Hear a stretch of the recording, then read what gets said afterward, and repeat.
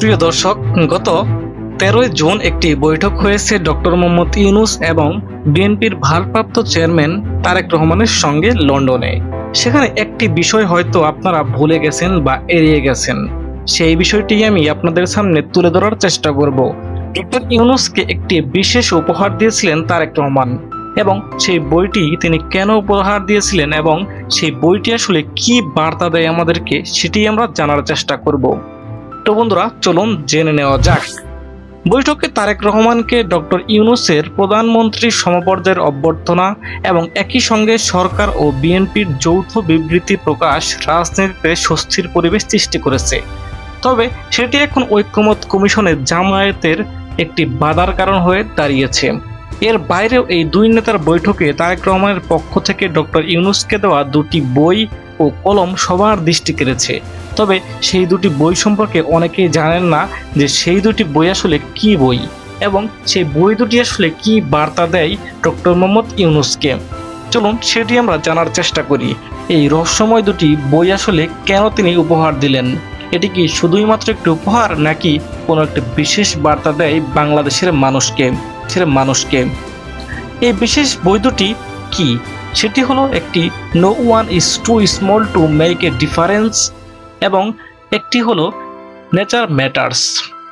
প্রধান উপদেষ্টার প্রেস সচিব শফিকুল আলমের ফেসবুক পোস্ট থেকে জানা যায়, তারেক রহমান প্রধান উপদেষ্টা ডক্টর মোহাম্মদ ইউনূসকে পরিবেশ আন্দোলনের নেত্রী গ্রেটা থুনবার্গের লেখা no one is too small make a difference এবং মোনা আরশি ও কারেন ম্যাকার্কির উলফ সম্পাদিত Nature matters vital poems from the global Majority নামের দুটি বই উপহার দেন।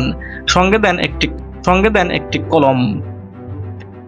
No one is too small to make a difference বইটি 2019 সালে সুইডেনে প্রকাশিত হয়। মাত্র 68 পৃষ্ঠার এই বইটি গ্রেটা থুনবার্গের 16টি ভাষণ ও বক্তৃতার সংকলন।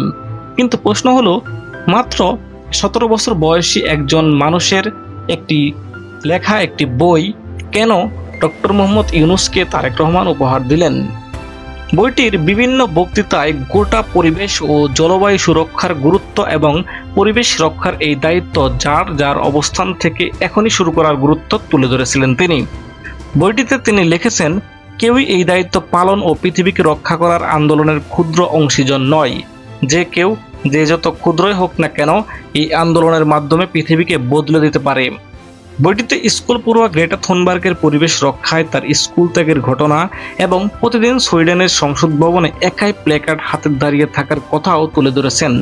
কিভাবে কলকারখানা পরিবেশকে দূষিত করছে, কিভাবে এর থেকে প্রতিকার পাওয়া যেতে পারে এবং সেটা যে সরাসরি আন্দোলনের মাধ্যমে সম্ভবত, তাও তিনি তুলে ধরার চেষ্টা করেছেন এই বইটিতে।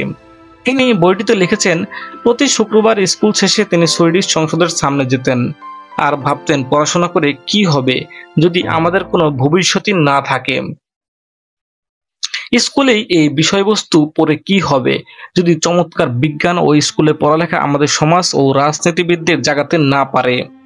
গ্রেটা আরো লেখেন, অনেকে বলতো সুইডেন ছোট্ট একটি দেশ, এই ছোট্ট দেশের আমরা কে কি করছি তার কোনো প্রভাব পড়বে না বিশ্বে, কিন্তু আমরা যদি বাচ্চারা স্কুলে না গিয়ে প্রতিদিন গণমাধ্যমের হেডলাইন হই, তাহলে চিন্তা করেন কি হতে পারে।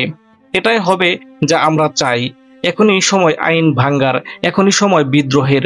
এই বইটি প্রকাশের পর সারা বিশ্বে আলোড়ন সৃষ্টি করে এবং এটি যে কয়টি প্রকাশ হয় তার সবগুলো বিক্রি হয়ে যায়। এরপর গ্রেটা থুনবার্গ 2019 সাল থেকে 2023 সাল পর্যন্ত 5 বার নোবেল শান্তি পুরস্কারের জন্য মনোনীত হয়েছিলেন। একদিন হয়তো তিনি সেটি পেয়েও যাবেন, কিন্তু শেষ পর্যন্ত নোবেল পুরস্কার না পেলেও গ্রেটা থুনবার্গ 2019 সালে বিকল্প নোবেল হিসেবে পরিচিত রাইট লাইভহুড অ্যাওয়ার্ড পেয়েছেন। একই বছর তিনি টাইম ম্যাগাজিনের পার্সন অব দ্য ইয়ার হন। বিএনপির ভারপ্রাপ্ত চেয়ারম্যান Tarek Rahman nature matters vital poems from the global majority বইটিও ডক্টর ইউনূসকে উপহার দেন।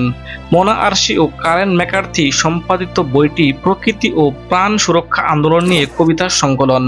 এই বইটিতে পশ্চিমা ধারণার বাইরে এশিয়া ও আফ্রিকার মানুষদের বাস্তুসংস্থান ভাবনা, পরিবেশ আন্দোলনে অবদান এবং নিজেদের চিন্তা ভাবনা তুলে ধরেন। বিশ্লেষকরা বলছেন, প্রফেসর ইউনূসের 3.0 ধারণার একটি হলো শূন্য কার্বনের পৃথিবী।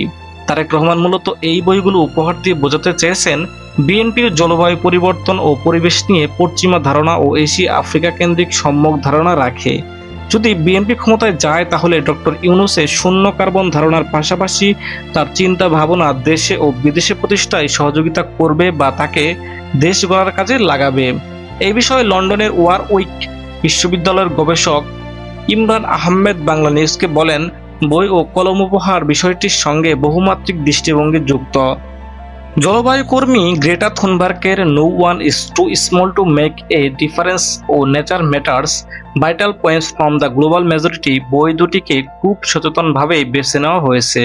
এই দুটি বইয়ের ধারণা আসলে প্রফেসর ইউনূসের 3-0 তত্ত্বের সাথে সামঞ্জস্যপূর্ণ বা একই। এগুলোকে দিয়ে তাকে এমন বার্তা দেওয়া হয়েছে থাকতে পারে একই ধরনের চিন্তা আসলে ভিন্নভাবেও করা যায়।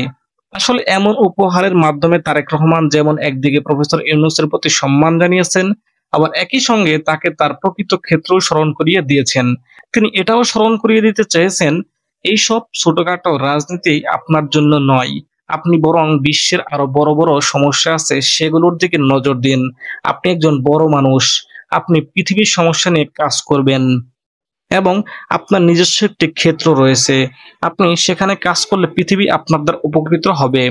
তারেক রহমানের এমন দৃষ্টিভঙ্গি সত্যিকার অর্থেই রাজনীতিতে তাকে একটি নতুন প্রজ্ঞা যোগ করল, যেটি বাংলাদেশের জন্য অত্যন্ত ভালো।